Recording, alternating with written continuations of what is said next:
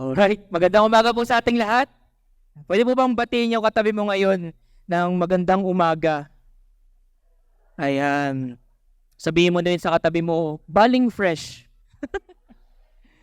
Sobrang fresh mo naman. And if you are here, attending every week, and ngayon, kung ngayon ka lang naka-attend dito, we would like to greet you a warm welcome to our home. Welcome to Victory Lokban, where we do two things, and that is to honor God and make disciples. Paulit-ulit lang po natin itong ginagawa. And by the way, ako nga po pala si Mark, your campus missionary here in Victory Lokban. And right now,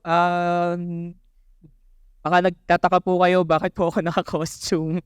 Diba? Sabi po ng music team, dato daw or Muslim. Sabi ko pwede ng dato, kaso may toyo nga lang po yung kung hindi niyo po na-gets yung joke, wala namang problema. Ayan. Pero we are on our second week of our series entitled Dead Ends to Doorways. And pinag-uusapan po natin dito yung mission. Pwede po ba nating sabihin mission? Mission.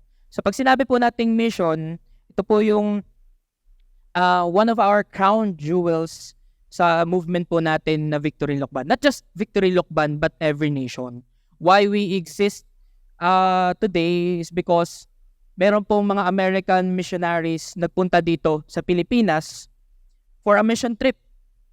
And their goal is to preach the gospel mainly to UBEL. But Pastor Steve, our founder, felt a calling from God to stay here, plant a church, reach out the campus, then the rest is history. And in 1994, nakita po ulit si Pastor Steve, Pastor Rice, and si Phil Bonaso that they are seeing a bigger picture of a church not just existing in Malaysia, in Singapore, and even in the Philippines, but they see or saw a bigger plan of the Lord to this world. Kumbaga totoo yung sinasabi sa kasulatan na you will be my witnesses in Jerusalem, in all Judea and Samaria, and to the ends of the earth. Kaya naman, ito po yung pinapahalaga natin. Not just more than, but with campus ministry, we also do church planting church at the same time, we go to the nation, we reach the nation. Kaya totoo po sa puso natin when we say go and make disciples, hindi lang po campus yung pinupuntahan natin, but every nation.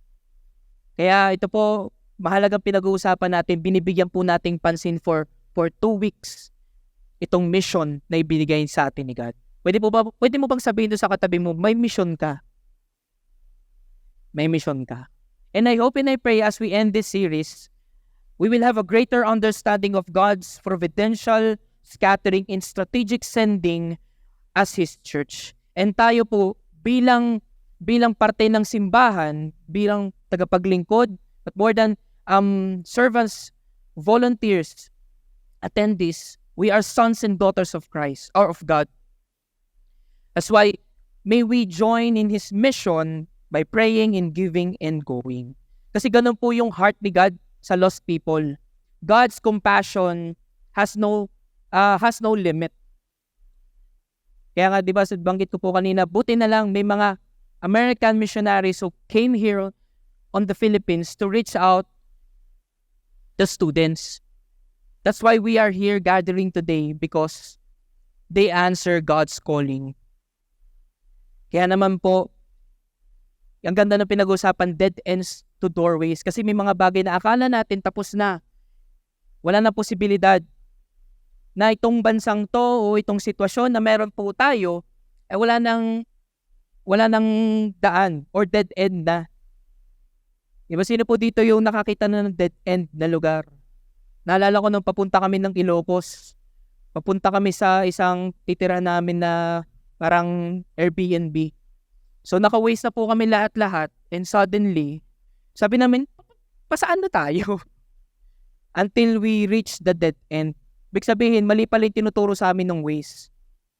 Kaya nagkanda ikot kami ulit, para papuntahan yung titirahan namin. Ganun minsan sa buhay natin. Akala natin dead end na. Pero, could it be possible that dead ends, diba, turn into doorways as God open it for us? Hindi po ligid sa inyo, ako po ay hindi lukbanin. Pagbilawin po ako. Year 2012, I start to move out. Nag-boarding house po ako dito for 5 years.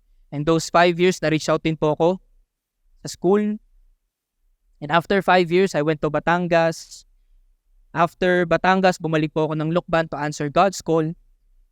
And at the same time, I studied in Manila. Pero every time na nag-move out po ako, every time na lumilipat ako ng lugar, there are challenges. Sino dito na-experience niyo mag-move out tapos tumira sa ibang bahay? Ang hirap madalas. Iba nga pong estudyante dito narinig ko, na homesick. Iba, namimiss ko na yung nanay ko. Diba?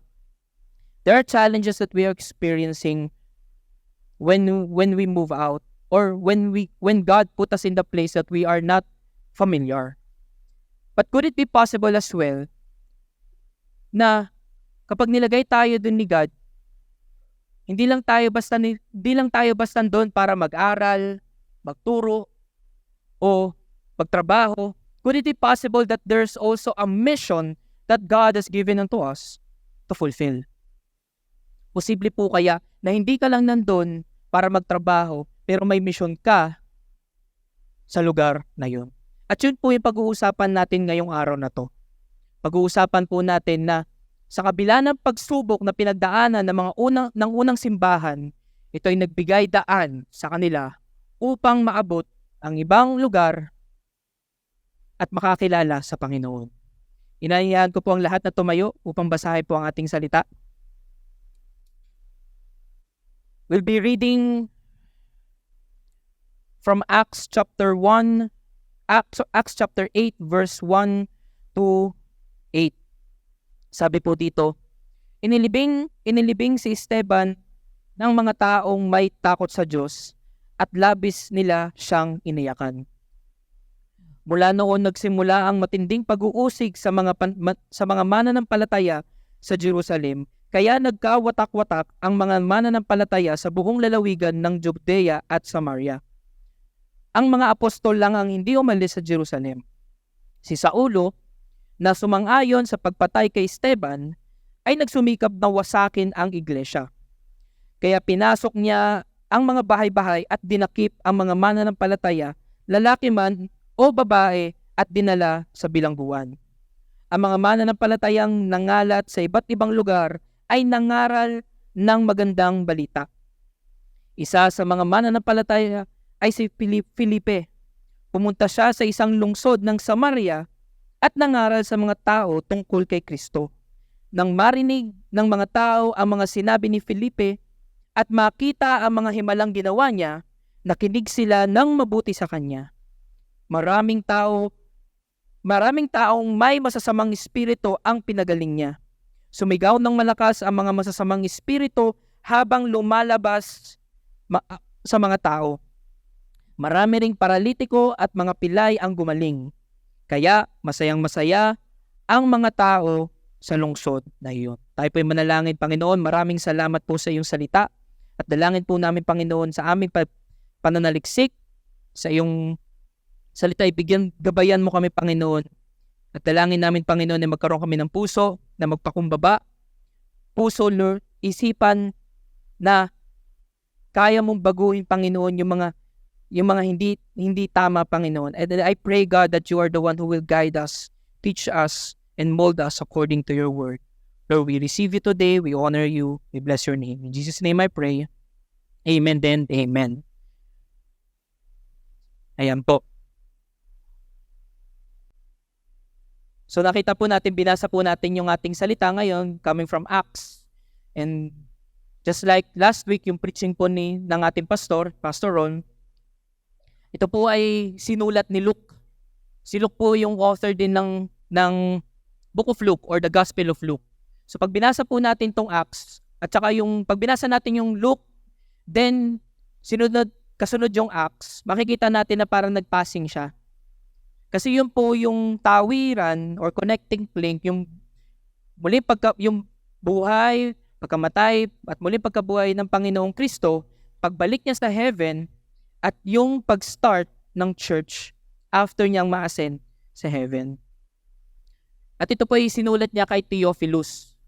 Di po malinaw kung ito po isang tao lang o ito po ay grupo ng mga tao. But the meaning of Theophilus is lover of God. Ganun po yung ibig sabihin ng pangalan niya. At maganda po yung pinag-usapan natin last week. Pinakita po sa atin, nilathala po sa atin na ang buhay natin bilang tagasunod ng Panginoon ay iproklama ang kanyang mabuting balita. Why we are here gathered today, yes, God will meet our needs, but it's all about the gospel and the mission of God. And the mission of God is to proclaim the gospel. Kaya nga po, di ba, sabi ni Dr. Rice Brooks, kumbaga binigyan niya tayo ng summarized version kung ano ba yung gospel. At sabi nga, di ba, the gospel is the good news that God became man in Christ Jesus, or Jesus Christ. He lived the life we should have lived and died the death we should have died in our place. 3 days later, He rose from the dead, proving that He is the Son of God and offering the gift of salvation and forgiveness of sins to anyone who repents and believes in Him. And in order to fulfill God's mission, tayo po bilang kanyang mga tagasunod, mananampalataya, ay tinawag ng Panginoon para i-fulfill ito. God fulfill and will fulfill His mission through His people. At wala po tayong ibang mission sa buhay, kundi i-point yung mga tao, yung lost people na yon, point them to Jesus Christ and to His gospel. And we will understand and we will preach the gospel. Masasabi po natin itong mga bagay na to kung tayo mismo po naiintindihan natin at na-experience natin, na-encounter natin si God sa buhay natin. Because the starting point of this mission is having a relationship with Christ. Kaya nga po, before we fish for people, before we fellowship with other believers, we are called to follow Jesus first. And God will fulfill His mission by sending His people. Again, tingnan mo po ulit yung katabi mo. Yan po yung ipapadala ni God. Because God called us to proclaim the gospel with His presence and power and be a witness to the ends of the earth. The church that God has established is not a passive church but an active church. The church that Christ built is moving. We are not waiting. And the church should be doers and not just observers.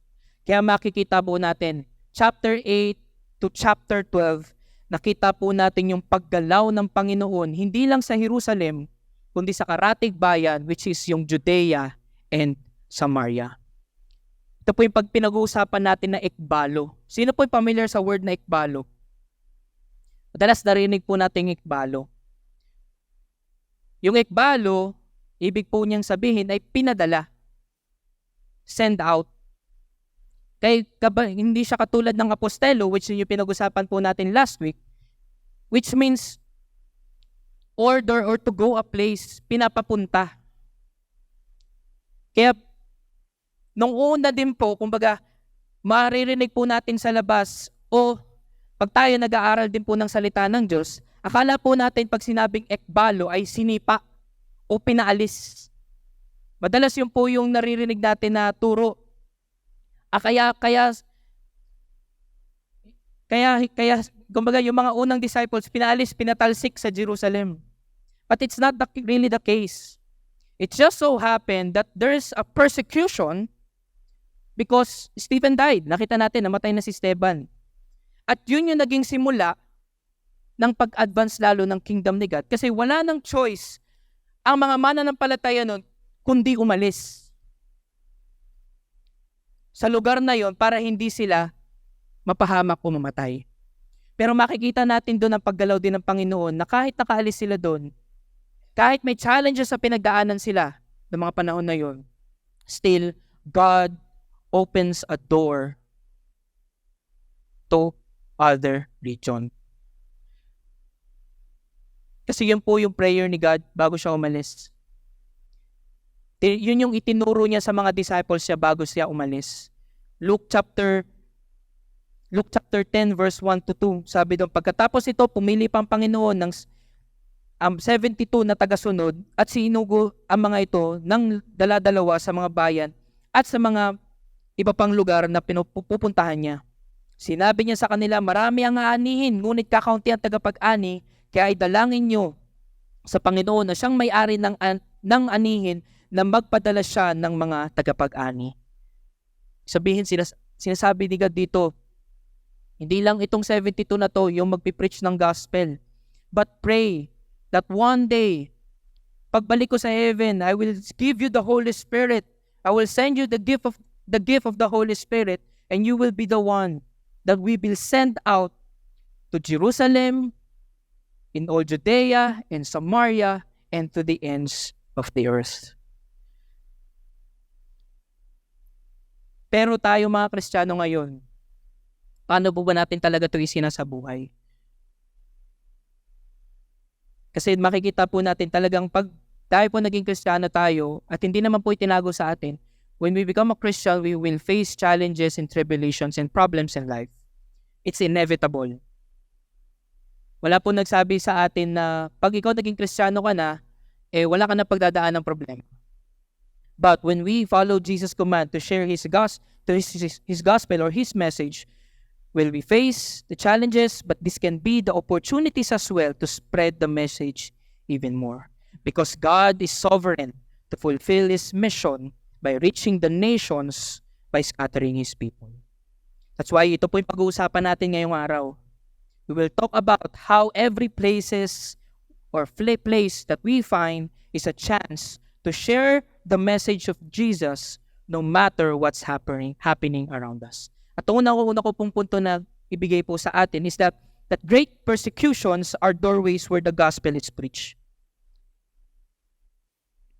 Yung mga pag-uusig, mga paghihirap na pinagdadaanan po natin madalas sa buhay natin ay isang pinto para yung mabuting balita ay ating may present, may bigay, may sabi sa mga lugar na kung nasaan po tayo. Acts chapter 8 verse 1 to 4. Sabi doon, nung nilibing si Esteban, di ba po, nagluksa sila, yung mga mananampalataya. Nakita po natin na mula noon na persecute po sila. Inuusig po sila ni Saulo na naging Paul. Now, nung pagbinasa po natin tong context na to, si Paul po dito, nung sinabing pinipersecute niya yung mga Christian, talagang pinaparusahan, pinapatay. Kaya nga po siya murderer nung una. At hindi lang po siya basta pumapatay. Gusto po niya yung ginagawa niya na i-persecute yung mga unang believers. Kumbaga po, pag nakita po natin yung text, Gina G tong si Paul para usigin yung mga mananampalataya sa Panginoon. Ganun po kalala anong panahon na yun. Kaya walang ibang nagawa ang mga disciples noon kung hindi umalis sa kanilang lugar. Pero nakita naman natin after this chapter 9, I think, diba, doon nakilala ni Saulo si God. Nag-backfire, sabi nga, diba? Nag-backfire yung plan niya na siya pala gagamitin ng Panginoon upang maabot yung sinasabing to the ends of the earth that time. Pero makita po natin dito that the more Saul tightens his grip, kumbaga, the more na inuusig niya yung church nung time na yon, the more that the disciples of Jesus spreading out, scattering out for the sake of the gospel. Because despite of the persecutions that they're going through in life, itong mga disciples na to, they chose to preach the gospel. Kahit may pinagdadaanan sila, kahit buhay na yung kapalit nila, mas pinili pa rin nilang ipangalap ang mabuting balita.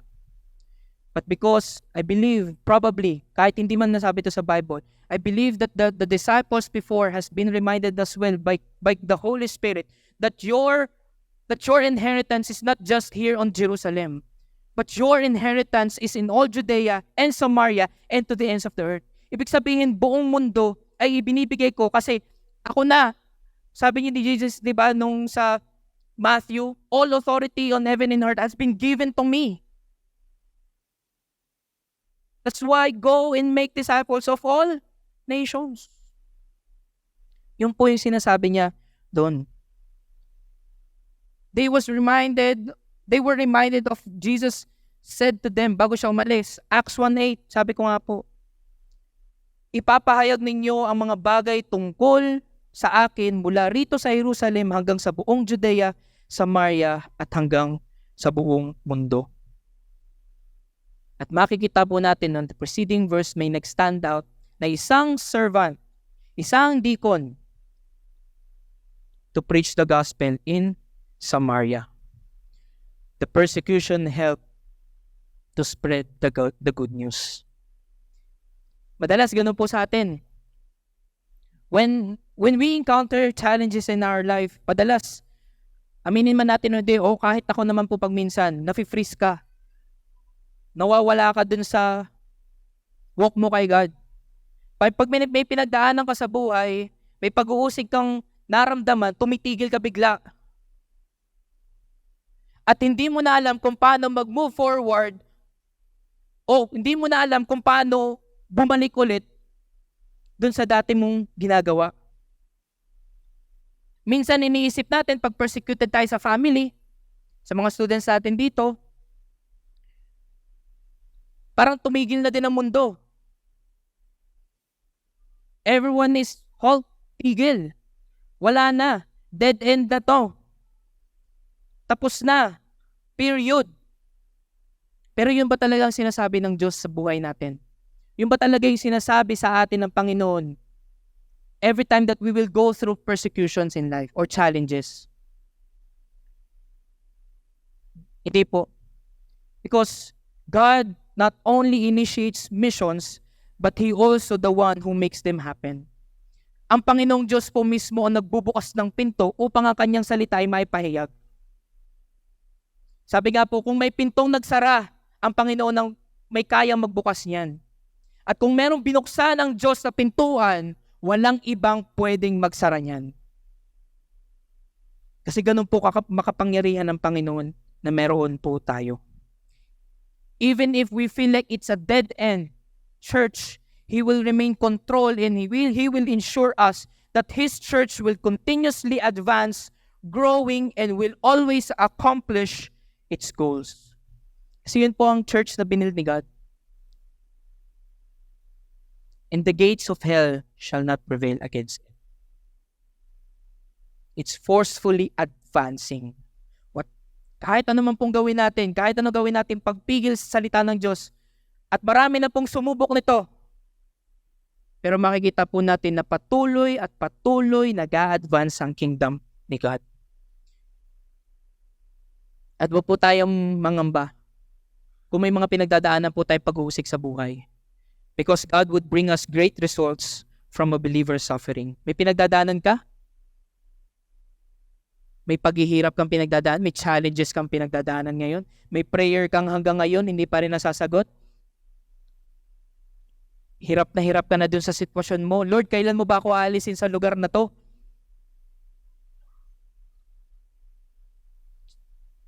Believe God.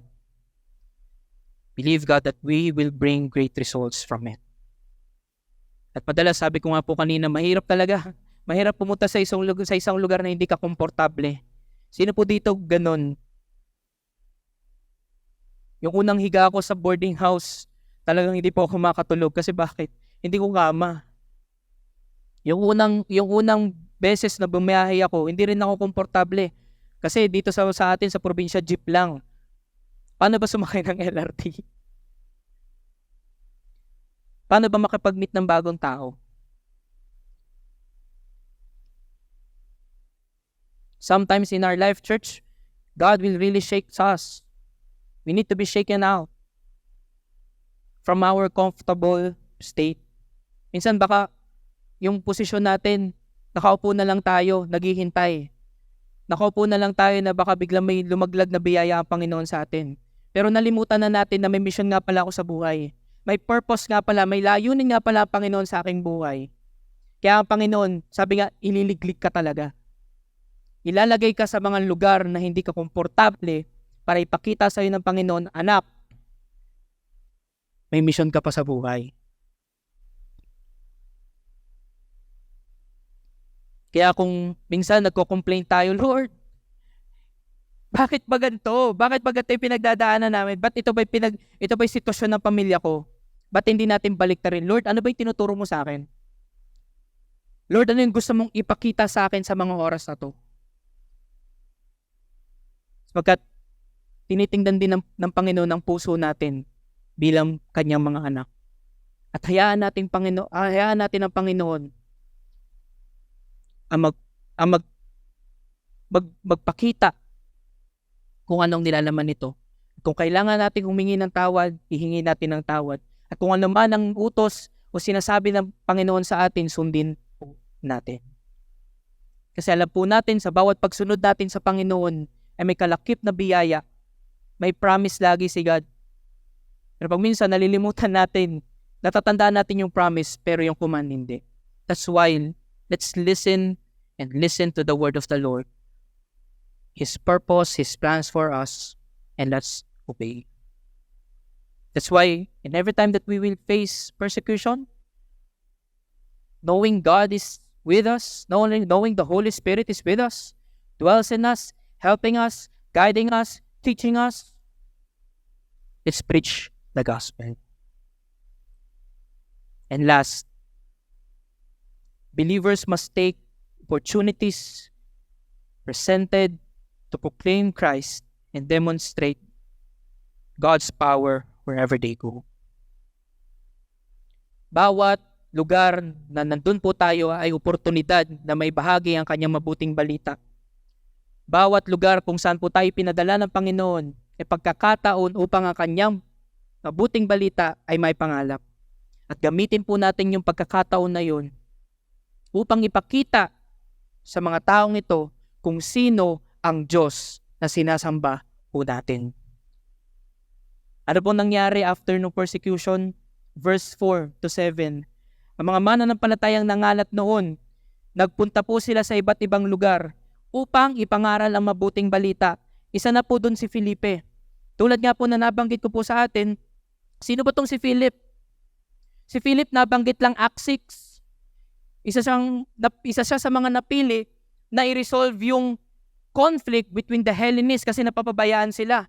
So they chose 7 men with good repute, full of spirit and of wisdom.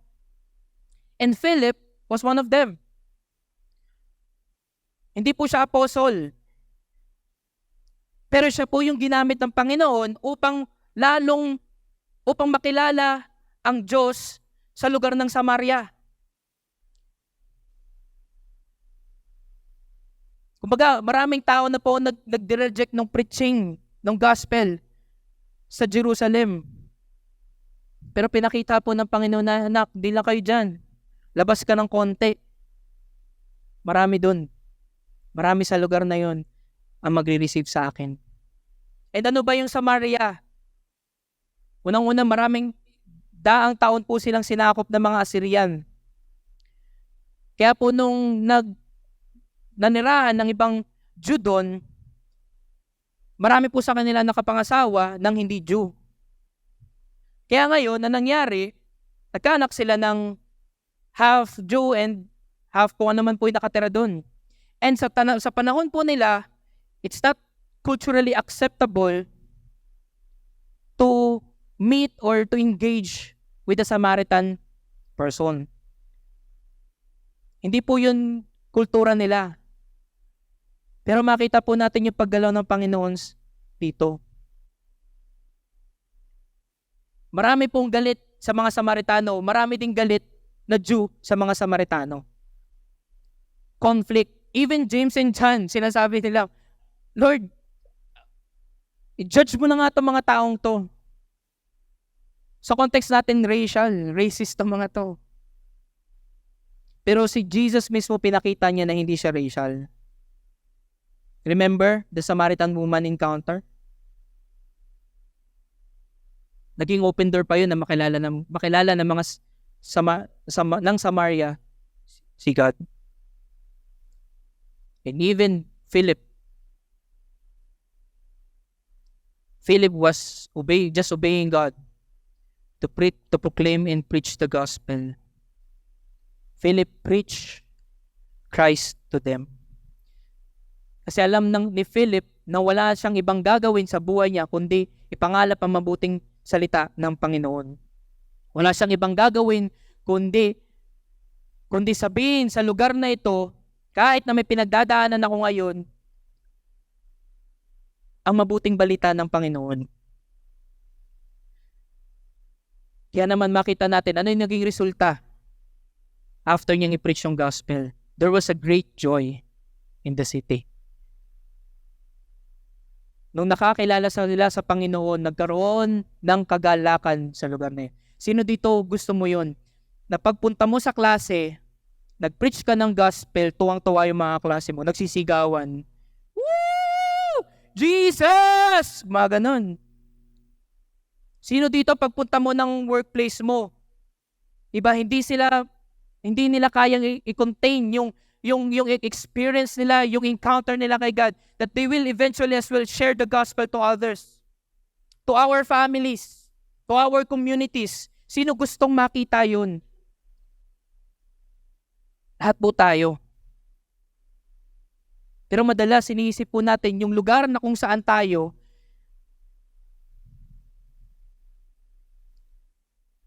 ay hindi daan. It's not an opportunity to preach the gospel, Kuya Mark. Hindi hasi. Hindi kaya. Some of us have already that notion in our minds na hindi naman tatanggapin nito eh. Hindi naman tatanggapin ni best friend yung gospel. Hindi naman tatanggapin nung katabi ko yung gospel na yon. We already have that prejudgment in our minds that this will be the outcome. Well, ang tanong ko po sa atin, sino may sabi? Sino pong may sabi na hindi niya i-accept si Christ? We don't know. Until that we open our mouth, tell them what Jesus did, who Jesus is, what He has done through them, we will not know. Kaya po nandun tayo. Pinagpe-pray po natin yung lugar kung nasaan tayo, na pinadala tayo ng Panginoon, inekbalo tayo ng Panginoon dahil gagamitin niya tayo bilang asin at ilaw sa mga lugar na to. Tulad po ng mga unang Kristiyano, we can share this gospel or this good news to them.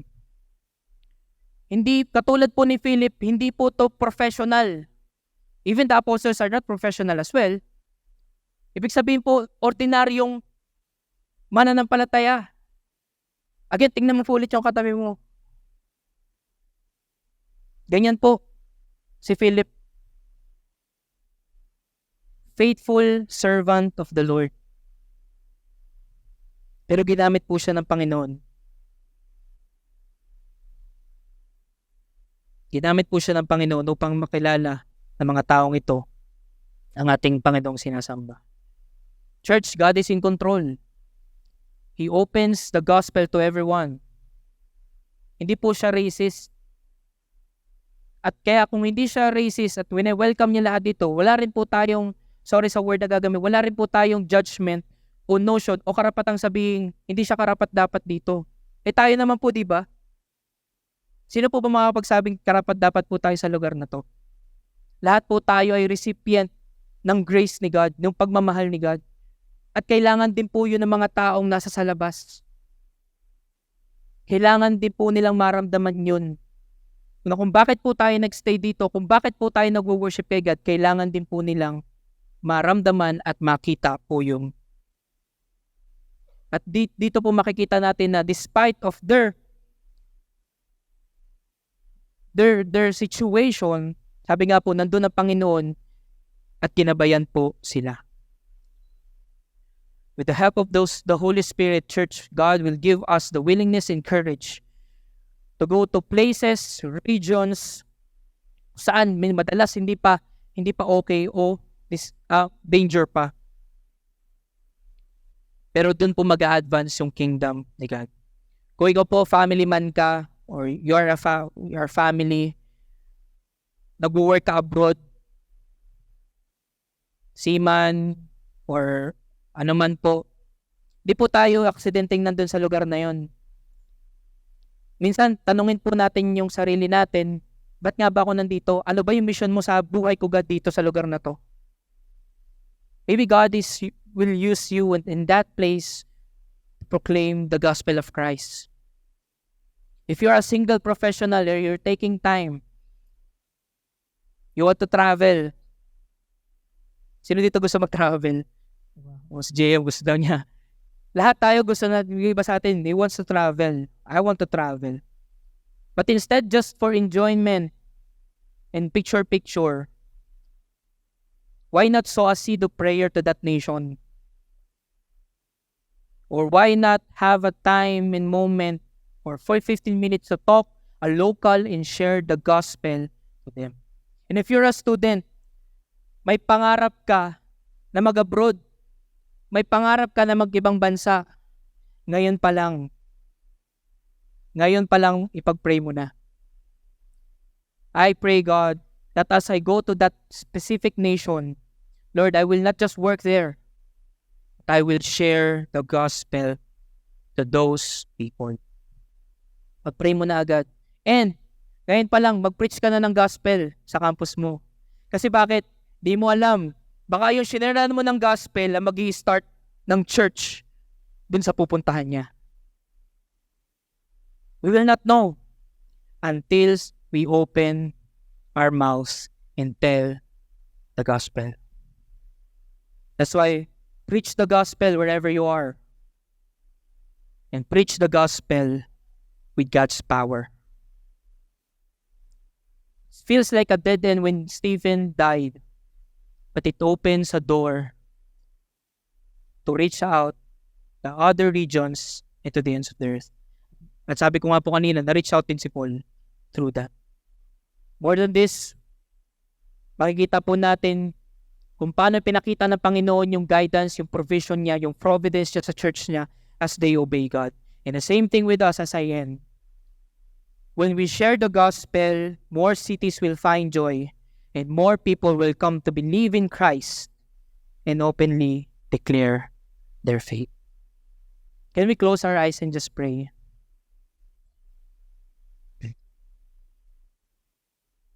Lord, we thank you, God, for today. Thank you, God, for the salvation that we receive from you. Thank you, God, that you are the one who brought us, God, out from that darkness. That's why, Lord, we thank you that we are now part of your family. And we thank you, God, for those people who led us to you. That's why, Lord, every time that we will go through tough times, help us, Lord, to see this as an open door to preach your word.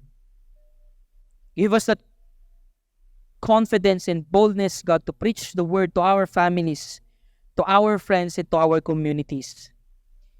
And see this always as an opportunity to reach them out. I pray, God, that you would give us that open ears and hearts. Kung sino man itong mga tao na to, right now, Lord, I believe that you are giving us pictures of people na, Lord, ito yung share namin ng gospel. Ito yung, Lord, yung I don't know, Lord, kung i-reject niyo hindi, but the main point, Lord, I want to share the gospel to this person. And I trust you, Lord, whatever the response of this person, God will not harden his heart, but turn out into flesh. That's why, Lord, we obey you. We want to obey you, Lord. We will not just sit here, Lord God, Relax our time. Hear this word week after week. But after this, God, after we leave this place, Lord, you're the one who will put that heart, Lord, for the mission.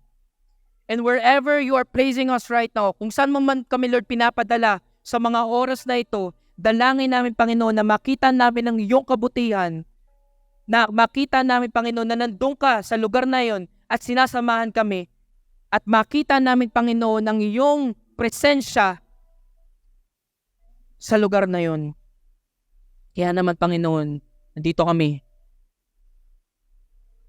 Ibinibigay namin ang buhay namin sa iyo, Panginoon. Sa pangalan ni Jesus. So, palapakan po natin ng Panginoon. Nung makikita nyo po yung video, medyo raw. Kasi yan po talagang video ay sa atin lang po. It is a personal message coming from the country na sinusupport po natin o the missionary na sinusupport natin. And truly, the Victory Lukban is not only local, but we can say it is global. Yung isa po, hindi na po nakapag-send sa atin na si Pastor Gilbert Naron. But the update po na meron sila when they started Timor-Leste, more on Filipino workers. But now ngayon po ay nakakalis na po si Pastor Gilbert Naron at nakakabisita na po lagi dito sa Pilipinas. I believe also parang they are church planting na uli dito sa tumutulong sila church planting dito sa, I think, Bicol. Bakit po sila nakakalis na? Kasi from missionary, Filipino missionary, ngayon po ay meron na pong mismong local na na-raise na po from Timor-Leste. So what again, gusto pong in behalf of our world missionaries, we want to say thank you sa patuloy nyo pong pagsuporta to be part of our mission. Sabi nga, how we can send missionary by sending, praying, and giving. And under your chair o sa inyo pong upuan, meron pong recommitment form. Sabi ko nga po, the message na meron po tayo doon ay directly po na pinagawa namin, I think, sabi namin sa team nung nagkausap kami, yung mga sinesenda natin, missionary, sinusupport natin, can we ask them a personal message coming from them na i-greet nila yung Victory Lukban. And again, tunay po na we reach the world by sending, by giving, and by praying. And if you want to continually doing it, ayan, nandito po yung ating recommitment form. If you want to update, you can update po yung mga contacts nyo po, mailing nyo po. And after nyo pong mag-fill up, pwede nyo po ilagay doon sa offering box natin. And kung hindi pa po kayo decided, keep on praying. Pag-prayan po natin na i-touch ni God yung heart natin, na maging katulad yung heartfelt niya will be also the heartfelt na meron tayo. Why God continually scattering. Thank you, Mark. Natuwa ako sa outfit mo. Pagpasok kanina, akala ko nasa ibang lugar ako. And thank you, music team. I really appreciate you. Nung nakanta kayo kanina, parang nasa mission ako eh. Pero honestly, ito yung puso ng simbahan natin. Parang gusto kong maintindihan, maunawaan natin po na darating po yung time, isasend po tayo ng Panginoong Diyos. Maaari parang ngayon yung mensahe, parang ako ba to? O baka yung sana yung katabi ko na lamang. Sabi ni Mark kanina, hindi aksidente, bakit napapunta kayo sa ibang bansa or nagtatrabaho kayo sa ibang bansa o bakit may kakilala kayo sa ibang bansa. Just a simple, parang gusto ng Panginoong Diyos. Gusto niya tayong i-scatter para ang kanyang mabuting balita ay magpatuloy at patuloy na makakilala. Last week sinabi natin, a missionary from America ay nagpunta po dito sa atin. But ngayon, after mabuild po yung Victory dito po sa Philippines, tayo na po yung nagsasend. And I believe also, can we all stand up before we pray? Kanina sinabi ko yung recommitment is for giving. But ngayon naman, I believe some of us na tinatanggi natin o nandito ka ngayon, aminin natin sa hindi. God will send us. Sino willing kang isend ka? Meron ba mga willing nasa kamay? Yun. Sabi doon sa scripture, persecuted. Sino dito gusto mo ma-persecute? Taas ang kamay. Walang magtataas ng kamay. Pero it is scripturally. Sabi po sa Bible na ang mga anak ng Diyos ay ipe-persecute. Why? Simple lang po. Kasi gusto ng Panginoong Diyos i-preach ang kanyang salita. Let us pray, and after we pray, let's sing this song again, that let the power of the Holy Spirit be upon us. It is He who is greater than any other else. It is He who's living in us so that we can be effective witnesses in Jerusalem, Judea, Samaria, at sabi doon, to the ends of the earth. Lord, nakikita mo yung mga puso na meron kami. Sabi mo sa iyong salita, nung nakita mo, Jesus, yung mga tao harassed and helpless, nagkameron ka ng compassion. Lord, nandito kami, Lord. Dala-dala namin ang napaka-importanting mensahe, which is to preach the gospel. Sabi mo sa iyong salita in Romans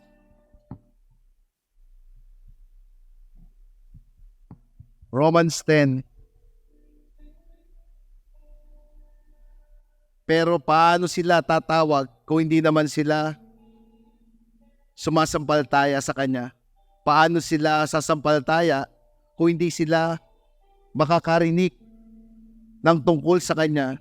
At paano sila makakarinig kung walang mga ngaral? At paano makakapangaral ang sino man kung hindi naman siya isinugo? Ay sa kasulatan, napakagandang pagmasdan ng pagdating ng mga nagdadala ng magandang balita. Lord, dalangin namin, use our feet. Sabi, beautiful is the feet who share the gospel. We pray, God, na ang bawat isa sa amin ay may daladala na mabuting balita. Lord, thank you. Uplift each one of us. We pray, God, that the encouragement na ibigay mo sa amin, Panginoong Diyos. Even, Lord, I pray for vision. The sooner or someday, Lord, pagka nandun na kami sa bayan kung saan mo kami tinawag o sa bansa na tinawag mo kami, we pray, Lord, that we will be effective witness. And Lord, I pray also that you will touch the heart, a heart to be a full-time world missionary. Lord, ikaw yung maglagay nito sa puso namin. Hindi yung mind namin o yung gusto lang namin, but it's you, Lord. We want to live up everything to you, Lord. Let's sing this song to God.